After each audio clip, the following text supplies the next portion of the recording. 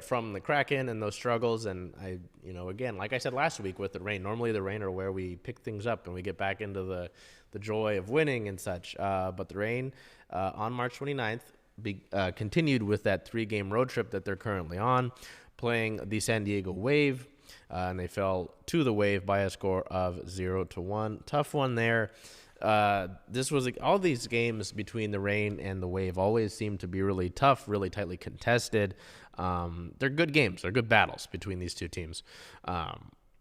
And the Wave were finally able to get some sort of result against the Reign. This game was really knotted up going into the deep, deep moments of the match, as Emily Van Egmond scored the game-winning goal off an assist by Alex Morgan in the 98th minute. 90 plus 8 minutes. The Reign just unable to get one beforehand, and so they come away with no points on the day. We look here, with the with this result. The Wave had more shots. They had more shots on target. Neither team really had a big chance in this one. The Reign not getting any corners. So San Diego really did kind of push the Reign here a bit. It was tough. Alana Cook was back. Alana made her season debut. Quinn's out with a concussion. Jess Fishlock is out with an excused absence. Sam Meza continues to deal with an illness. So the Reign were out a few players, but that's no excuse. They've been able to kind of fight back. It's a tough one, for the Reign to lose, considering that they've performed well against the Wave throughout the Wave's existence, and because they've lost back to Am I forgetting here? I'm sorry. It's been a long weekend. They've lost back-to-back. There was the Chicago loss, and then now this one. So tough to lose that. The Reign are currently sitting in 11th place in the NWSL table, just with those 3 points. But, with how early it is in the season, 3 points can bring them back immediately into a playoff position. So we'll go straight over here to the team-related news aspect of things. On the 26th, we got there was positive news. I mean, it's more of a social media thing than anything, but it's still somewhat notable, right? Considering the goal that it was. Ji So-yeon wins NWSL Goal of the Week. The Reign midfielder won Goal of the Week for her Week 2 goal against the Chicago Red Stars. In just her second appearance with the Reign, she scored the club's lone goal in the team's road match against the Stars over the past weekend. The 63rd minute goal marked not only G's first NWSL goal, but the first goal in NWSL history to be scored by a Korean player. The play started with a cross into the box from defender Sofia Huerta that was soon headed out of the box by Chicago.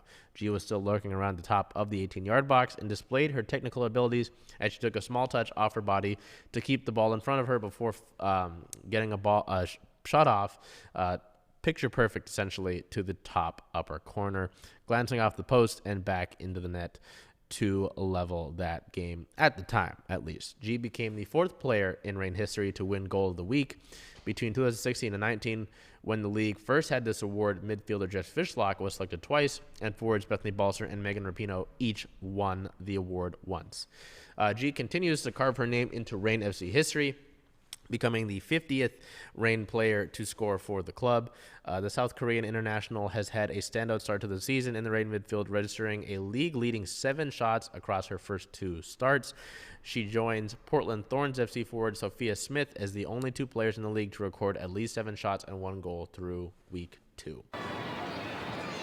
Huerta's calling for it. Here's Sofia Huerta trying to cut it back and go again. Huerta gets the cross in. Weak up to meet it this time. It's G. G going for the top corner. It's brilliant. Ji So-yeon, the equalizer. Her first goal in Seattle colors. 1-1. I'm speechless, Josh. What a goal. I think we've just seen the best goal in the NWSL this season so far. It is such a good strike, but it does not surprise me. I've spoken so highly of Ji So-yeon. I think she's absolutely brilliant.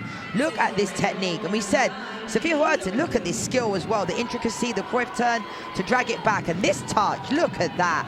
Absolutely brilliant technique. To be able to wait here for the ball to drop. Most players would sky that over the bar. not Ji So-yoon. That is absolutely brilliant. What a strike. Welcome to the NWSL. I've seen her do this for time and time again for Chelsea.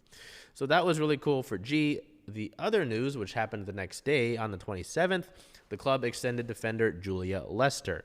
The player that they acquired via three-team trade on January 24th that involved Racing Louisville and New York, New Jersey, Gotham, that saw Sam Hyatt go from the Reign over to Gotham. Also brought Leicester in, so the Reign extended the contract of the defender through the 2025 NWSL season. In a quote from the official club press release, Leicester said, "I was so excited to join Seattle this past offseason, and I'm even more thrilled to extend my time here. Although I've only been with the team for a few months, it's been an amazing experience playing with and learning from my teammates. I can't wait to spend more time here and build a relationship with our supporters and community." So, a little bit about Lester. The Tampa, Florida native is yet to make her debut for the club, but she's currently in her third year in the league and has totaled 33 regular season appearances for Racing Louisville over the course of the past 2 seasons. During that time, Lester recorded the third most clearances, interceptions, and blocks. Louisville previously claimed the NWSL playing rights of Lester before signing her to a 2-year contract ahead of the 2022 season. Ahead of that 2022 season, when she joined the NWSL, Lester spent 2 seasons playing for Apollon Ladies FC of the Cypriot First Division, where she earned Best 11 honors in 2021 and helped the club win back-to-back league titles. So let me learn, actually, where Cypriot First Division, that is in... Oh. Hello? Cyprus. This looks like Greece. Yes. Okay. All right. There we go. So there's that with Julia Lester there. I'm interested to see when we get to, witness the debut of Lester. Really happy with the depth that the Reign have defensively, and obviously nice to get Alana Cook back, to have her get her first minutes of the season here, dealing with that leg injury. You have Sophia Huerta, you have Lily Woodham, you have Lou Barnes, Phoebe McLaren got extended previously.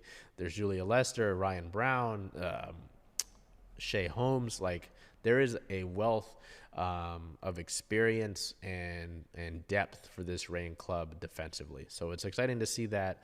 Not so exciting to talk about the loss to begin the segment, but still really cool to have Goal of the Week by G, and then the club extending Julia Lester through the 2025 season. So we move over here to up next. The Reign have a 1-win, 1-loss, 1-draw record.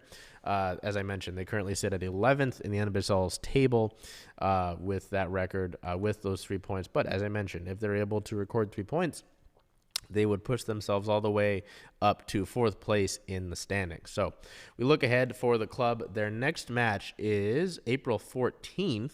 So there's a little bit of a break here. April 14th, versus Bay FC. That's a 5 o'clock kickoff time there. So the Reign will play Bay as that club is in their first season.